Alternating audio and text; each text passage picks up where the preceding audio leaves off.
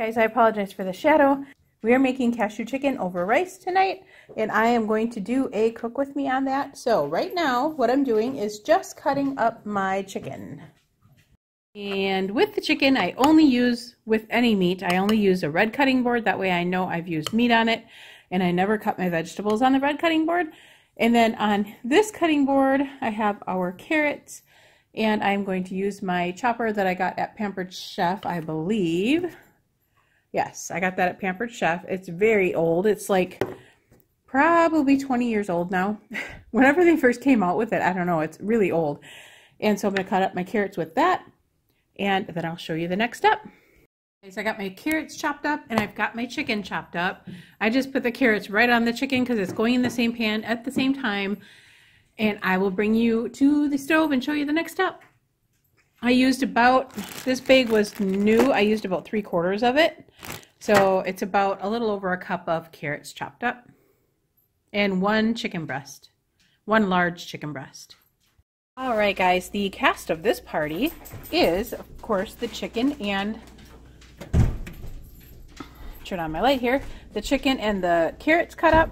We have a 1/4 cup of cashews, a can of water chestnuts, a 5-ounce can of diced water chestnuts, crushed red pepper flakes, and that's to your liking. We usually use about 1/4 teaspoon to 1/2 teaspoon.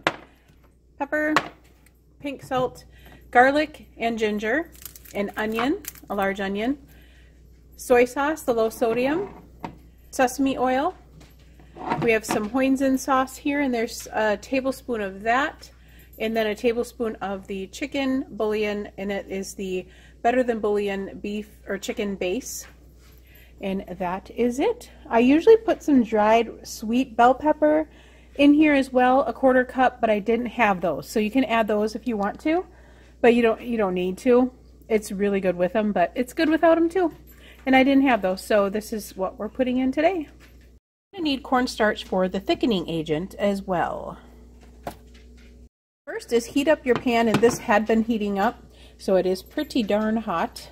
And then you're going to add a teaspoon of your sesame oil. I'm going to put you on the tripod.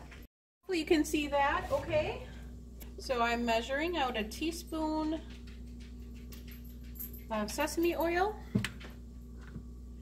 And that should heat up pretty darn quick because this pan was warm. I have the heat on 7, which is medium high. And then I'm just going to dump this all in. Like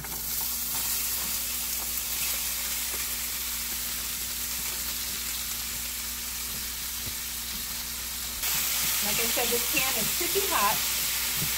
I'm just going to stir fry this up a little bit. And I'm going to cut up this onion really quick as well. I'm going to turn the heat down just a little bit. Okay, adding the onions here.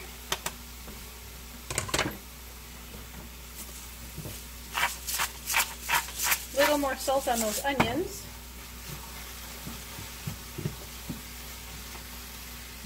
I'm really a messy cook, I'm telling you. This stuff goes flying all over the place. I'm going to turn the heat back up now that I'm here to watch it. I'm going to let this simmer for a good few minutes. I'm going to open up the can of water chestnuts, and I'm going to get these other things opened up.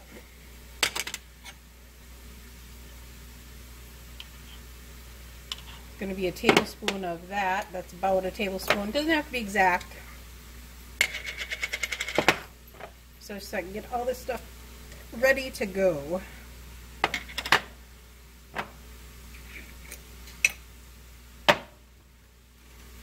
I think this is new, yeah, this one's new. So I'll open that up.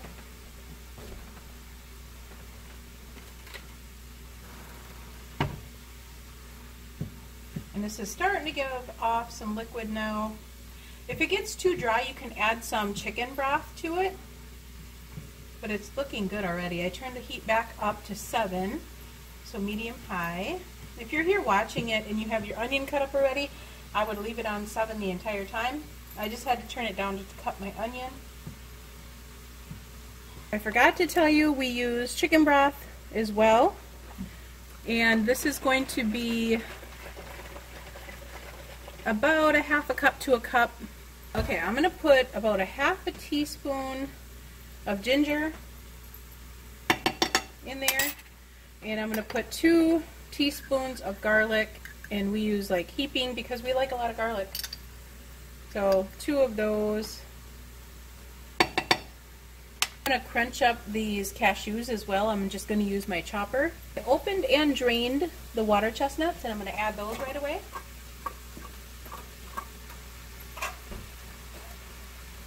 Water chestnuts is a must for this dish. It's so good. Okay, I'm going to go ahead and start adding my broth. I'm going to measure it out for you guys to know. This is a 1 cup measuring cup. Pretty sure I use a cup. I know I don't use more than a cup, I don't think anyway. We're just going to use half of that right now and see where we go.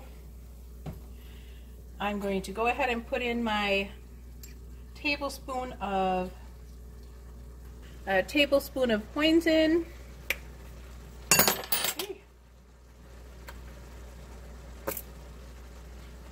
A tablespoon of the low sodium soy sauce.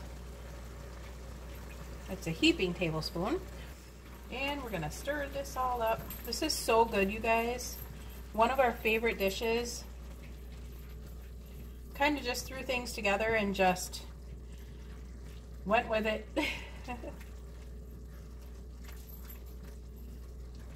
I'll have to taste this and see if I need anything else.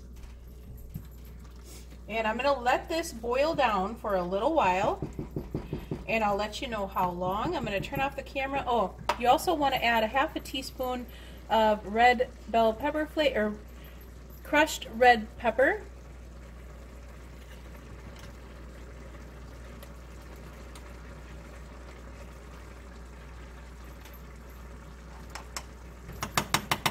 That was a half a teaspoon. It's important to add that, you guys, because it really gives this dish a really nice flavor, even if you just add a tiny little bit. Okay, so let this boil down, and then I will add the rest of this chicken broth. And what I'm going to do, a baggie, and what I'm going to do is add about 1/4 of a cup of chicken broth to this baggie. That's about good. And I'm going to add a tablespoon of the cornstarch. And this can be just set aside. And let that reduce down, and I'll bring you back. Okay guys, I had this boiling down for about 10 minutes. And you can kind of see where it's at here. There's not a whole lot of liquids left in there, but there is some. I'll kind of show you that. There's a little bit left in there. So now what we want to do is add this other portion, and I am going to add a little bit more because we like more sauce. If you don't like a lot of sauce, so I added maybe a 1/4 cup more to that, and then just let this boil a little bit more. Boiling that down really concentrates the flavor of this, so it's really important that you do that step, and it's super good. And I tasted it, and it was perfect, so whatever I used here was exactly right.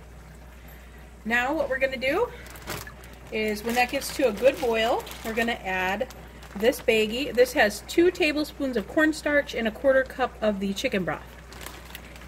And I just kind of mixed it up with my hand.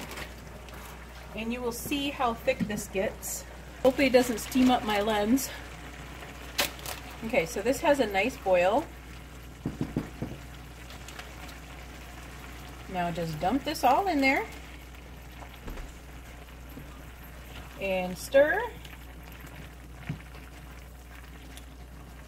and it makes a nice thick gravy-like substance, and it's so yummy. And we put this over brown rice, or you can use any type of rice you want, and I will let you know how many servings this makes. I have to check my thing, but then we just use the Trader Joe rice, put it in the microwave, and this is all it is, guys. This is done. So then what I do is I take it off the heat and just leave it sit until my rice is all warmed up. And this stays nice and thick like this. Delicious though. Try it out. Little close-up of this goodness. Oh, it looks so good, and it tastes even better than it looks.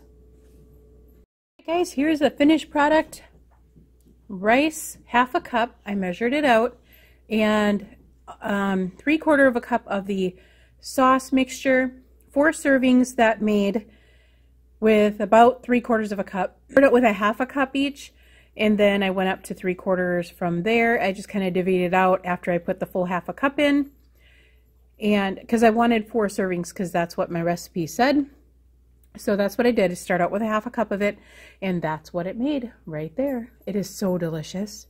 Really good.